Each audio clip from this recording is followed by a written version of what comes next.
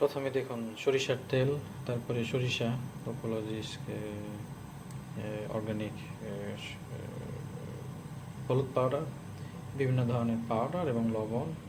এখানে আছে হচ্ছে কিক আটা এবং বিভিন্ন ধরনের শাকসবজি, যেমন গাজর, ব্রোকলি, তারপরে আটা, পেঁয়াজ এবং ডাল 150 গ্রাম এবং আপনার এখানে আছে হচ্ছে বিভিন্ন ধরনের পেঁয়াজ, তারপরে হচ্ছে আলু, এটাকে কি বলে,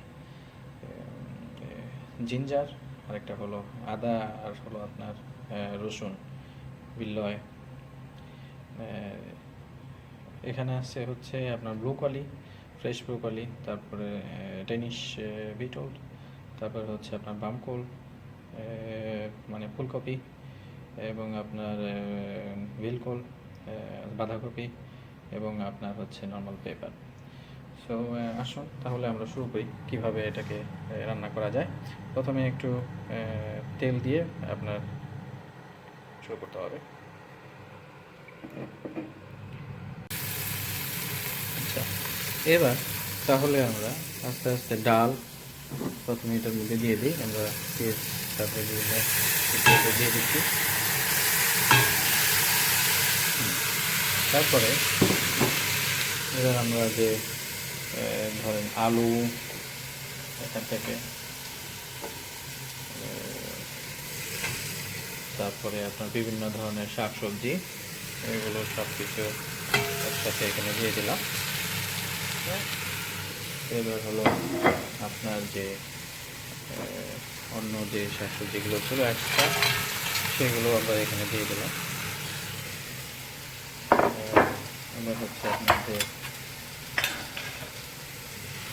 যে আমাদের যা অন্য একটা ধরনের ডাল, বুটের ডালের মতো ছিল, পিঠা ডাল, সেটা এখানে আমরা দিয়ে দিলাম। মিলেনিয়াম। আচ্ছা, আদা এখানে আমরা দিয়ে দিলাম, আদা। এখানে ধরেন আপনার রসুন আছে, রসুন আমরা এখানে দিয়ে দিলাম। বুঝছেন? এখন দেখুন সব মিলিয়ে সুন্দর একটা কালার তৈরি হয়ে গেছে।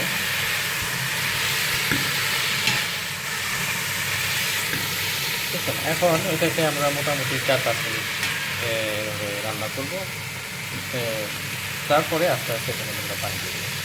এখন দেখুন আমরা একটু ব্ল্যাক পেপার দিয়ে দিচ্ছি এবং এটা প্রায় অলমোস্ট 4-5 মিনিট আমরা মোটামুটি একটু সুন্দর করে রান্না করছি, একটু উচ্চ তাপে, প্রায় 7-8 মিনিটে।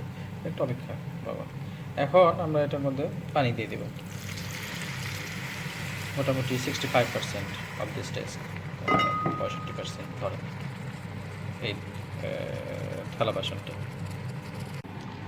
ওকে, এবার দেখুন মোটামুটি আমরা 20 মিনিটের মতো রান্না করছি এটাকে। 20 মিনিটের মতো রান্না করাতে এটার যে জল ছিল সেগুলো নিচে চলে গেছে। এখন যেহেতু এটার মধ্যে আমি লবণ দিই নাই, কারণ আমার ছোটো বাচ্চা আছে, সেখান থেকে আমি উঠিয়ে নিলাম সমস্ত প্রোটিন বম্বাগুলোকে। দেখুন কত সুন্দর একটা কালার চলে আসছে। সব এটা স্যুপ হিসেবেও খাওয়া যেতে পারে। আমার বাচ্চার জন্য আমি স্যুপ হিসেবে এটা তুলে রাখলাম। এখন এটার পরিমাণ মতো আমি এটার মতো লবণ দিয়ে দিব। So food is done. You can see the protein bomba is done. Protein বম্বা আমি এটার মধ্যে যা করছি সেটা হচ্ছে, এখানে আমি একটু তেল দিয়ে,